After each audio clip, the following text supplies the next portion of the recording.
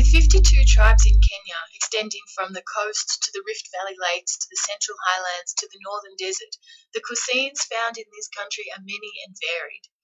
There is also a strong Indian influence, as the spice traders started coming to Africa centuries ago and have remained to trade in various other goods since.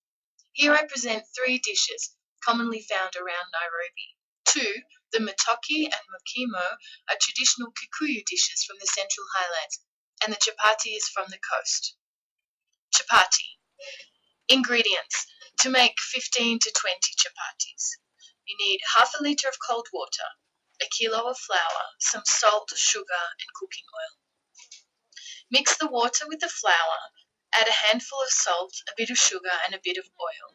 The oil makes the chapati turn golden when it cooks. Divide the mixture into balls the size of a child's fist. Roll out each ball to a flat circle about the size of a dinner plate. Fry on a very hot oiled chapati pan or a flat frying pan for about 2 minutes on each side or until golden brown.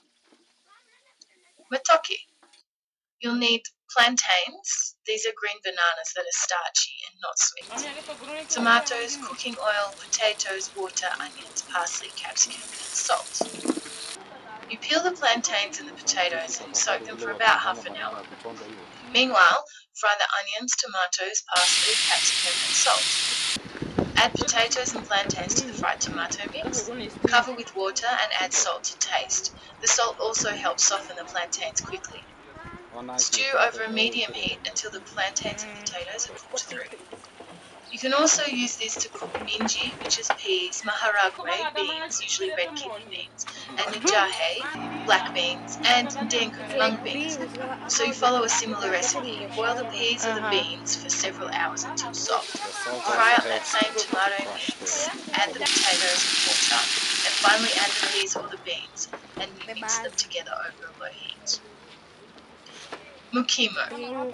You need beans, usually red kidney beans, maize kernels, onions, tomatoes, and potatoes. So you boil the beans and maize, generally equal amounts of beans and maize, until they're soft. This usually takes a couple of hours. In another pot, cook onions, tomatoes, and potatoes until they're soft. Then add the beans and the maize. Now you have githeri, which is another popular Kikuyu dish and my favourite. However, to get to mukimo, cook the stew for another 30 minutes before mashing it all together. The maize is tough to mash, so don't worry about the kernels staying whole. The beans and potatoes will mash easily though. Some versions of mukimo do not use beans. Instead, they use a leafy green vegetable such as kale or spinach, which mashes with the potato to make the mukimo green. The quantities depend on your taste and how many you are cooking for. Generally for mukimo you want equal quantities of beans, maize and potatoes, with the onion and tomato simply adding some taste. For matoke, the plantains should be more than the potatoes, about a 2 to 3 ratio. Again, the tomato fry mix is simply to add taste, so you don't need too much. For the chapatis, the flour should be twice the amount of water with sugar and salt to taste. I would love to hear about your experiences with Kenyan food, whether you've cooked it yourself or been cooked for. Please leave your comments below.